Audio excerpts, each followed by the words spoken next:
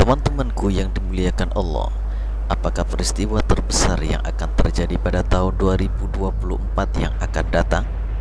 Berbagai partai saat ini sudah mulai sibuk untuk mencalonkan dengan partai yang lainnya, atau orang-orang sedang sibuk mencari calon presiden yang paling bagus untuk memimpin mereka di tahun 2024.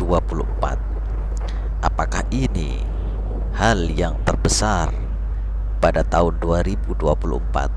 Ternyata semuanya salah. Peristiwa besar itu bukanlah mengenai pemilu atau Pilpres 2024 yang memang merupakan hajat terbesar di negeri ini.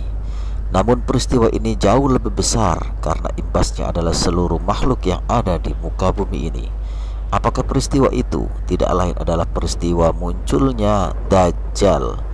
Berita menggemparkan dunia Arab dan bahkan ada di antaranya masuk ke salah satu channel televisi Indonesia.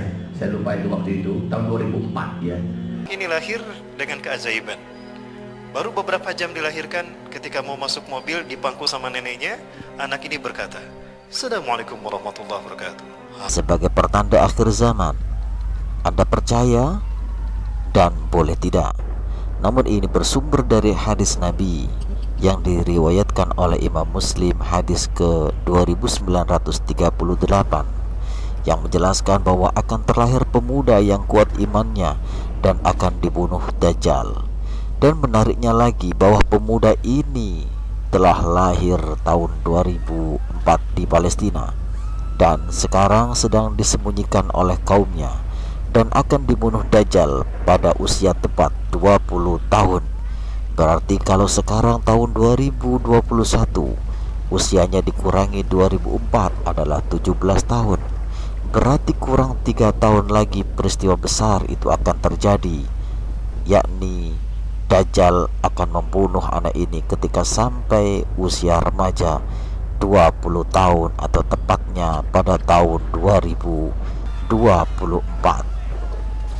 Dari Abu Sa'id Al-Khudri radhiyallahu an dari Nabi Muhammad sallallahu alaihi wasallam, beliau bersabda, Dajjal akan muncul, kemudian ada seorang dari kalangan kaum mukminin yang datang kepadanya, lalu ia disambut oleh bala tentara Dajjal. Mereka bertanya, "Hendak kemana kamu?" Ia menjawab, "Aku hendak menemui seseorang yang baru saja muncul." Mereka bertanya kepada orang mukmin itu, "Apakah kamu tidak percaya kepada Tuhan kami?" Ia menjawab, "Tidak. Tidak ada keraguan sedikit pun tentang Tuhan kami." Mereka berkata, "Bunuhlah orang ini."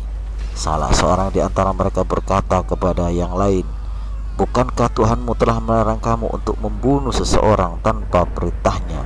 Mereka lantas membawa mukmin itu ke hadapan Dajjal. Ketika orang mukmin itu melihat Dajjal, ia berkata, "Hai sekalian manusia, sesungguhnya inilah Dajjal yang disebut-sebut oleh Rasulullah Muhammad sallallahu alaihi wasallam." Kemudian Dajjal memerintahkan agar pemuda tersebut disembelih. Ambil dan sembelih dia. Punggung dan perutnya dipenuhi pukulan. Kemudian Dajjal bertanya, "Apakah kamu belum beriman kepadaku?" Ia menjawab, "Engkau adalah Al-Masih pendusta." Dajjal lantas memerintahkan agar orang mukmin itu disembelih dengan gergaji dari kepala hingga terbelah menjadi dua. Kemudian Dajjal berjalan melalui kedua bagian itu seraya berkata, "Bangkit dan berdirilah, kum." Kemudian orang mukmin itu hidup lagi. "Hai sekalian manusia, sesungguhnya Dajjal tidak akan bisa berbuat seperti ini kepada siapapun setelah aku." Dajjal kemudian memegang orang mukmin ini lalu disembelih kembali, tetapi Allah menjadikan anggota badan yang berada di antara leher tulang belakang itu seperti tembaga, sehingga Dajjal tidak mampu untuk membunuhnya. Kemudian Dajjal memegang kedua tangan dan kedua kakinya, lantas dilemparkanlah ke suatu tempat yang orang-orang menyangka bahwa tempat itu adalah neraka, tetapi sebenarnya ia dilempar ke dalam surga. Kemudian Rasulullah sallallahu alaihi wasallam bersabda, "Inilah manusia yang paling besar persaksiannya, mati syahid yang paling tinggi tingkatannya menurut Allah, seru sekalian alam." Hadis riwayat Muslim, hadis ke 2938. Ini adalah kejadian nyata, terserah Anda semuanya boleh percaya dan boleh tidak. Tapi tanda-tanda akhir zaman mulai sekarang sudah mulai nampak. Di antaranya banyak sekali pemuda-pemudi, bahkan orang yang telah menikah, mereka melakukan zina, hubungan tanpa ada ikatan suami istri, atau menikahi orang lain yang masih berstatus sebagai suami dan istri orang lain. Mulai sekarang, marilah kita merenungkan dosa-dosa kita dan menyiapkan segalanya untuk kehidupan akhirat. Semoga bermanfaat. Assalamualaikum warahmatullahi wabarakatuh.